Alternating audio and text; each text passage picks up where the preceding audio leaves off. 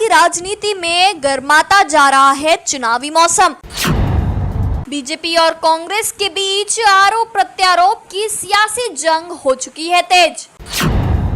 भारत तोड़ अभियान से लेकर धोलेरा राजनीति तक नेताओं की जुबानी वॉर अब सुर्खियों में।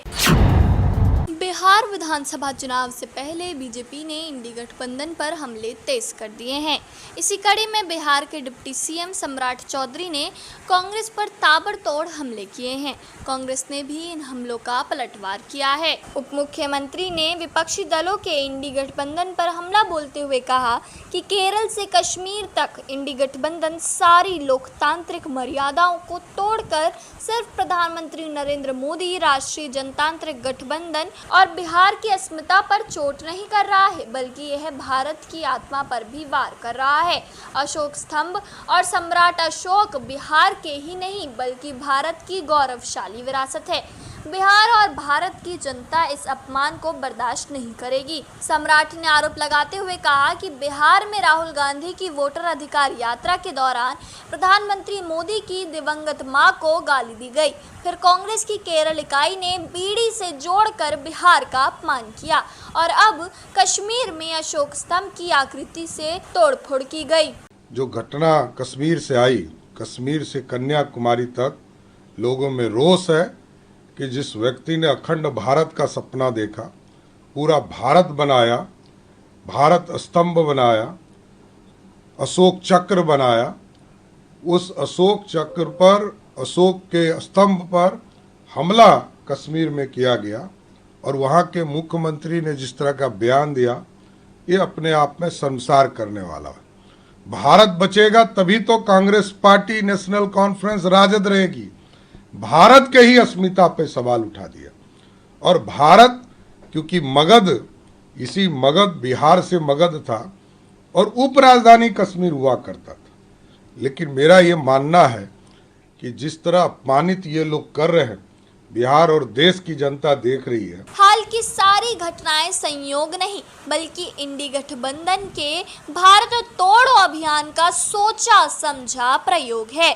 बिहार की जनता 2025 के चुनाव में देश विरोधी और बिहार विरोधी ताकतों को सबक सिखाएगी। उधर बिहार प्रदेश कांग्रेस कमेटी के अध्यक्ष राजेश राम ने राज्य की एनडीए सरकार पर तीखा हमला करते हुए कहा कि 20 वर्षों के लंबे शासन के बावजूद बिहार को विकास नहीं बल्कि केवल धोखा मिला है। उन्होंने आरोप लगाया कि हल्की बारिश में पटना और अन्य शहर तालाब में तब्दील हो जाते हैं और गड्ढे ही शहरों की पहचान बन चुके हैं। कांग्रेस प्रदेश अध्यक्ष ने व्यंग्य करते हुए कहा कि स्मार्ट सिटी के नाम पर न सड़क सुधरी, न सीवरेज व्यवस्था ठीक हुई, न यातायात की समस्या दूर हुई और न युवाओं को रोजगार मिला। 2005 से एनडीए और 15 से नीतीश मोदी की डबल इंजन सरकार सत्ता में है, लेकिन जनता को स्मार्ट सिटी का सपना दिखाकर गड्ढा सिटी और धोखा सिटी सौंप दिया गया। उन्होंने प्रधानमंत्री मोदी और गृह मंत्री को आड़े हाथों लेते हुए कहा कि यहाँ की जनता को बस धो लिया गया है, लूटा गया है और फिर राम राम कर दिया गया है। ये पहला मौका नहीं है जब चुनाव से पहले इस तरह की जुबानी जंग देखने को मिल रही है। बिहार की राजनीति हमेशा से ही तीखे बयानों और आरोप प्रत्यारोप की गवाही देती रही है। राजनीतिक विश्लेषकों का मानना है कि इस तरह की बयानबाजी का सीधा असर वोटरों के मन पर पड़ता है।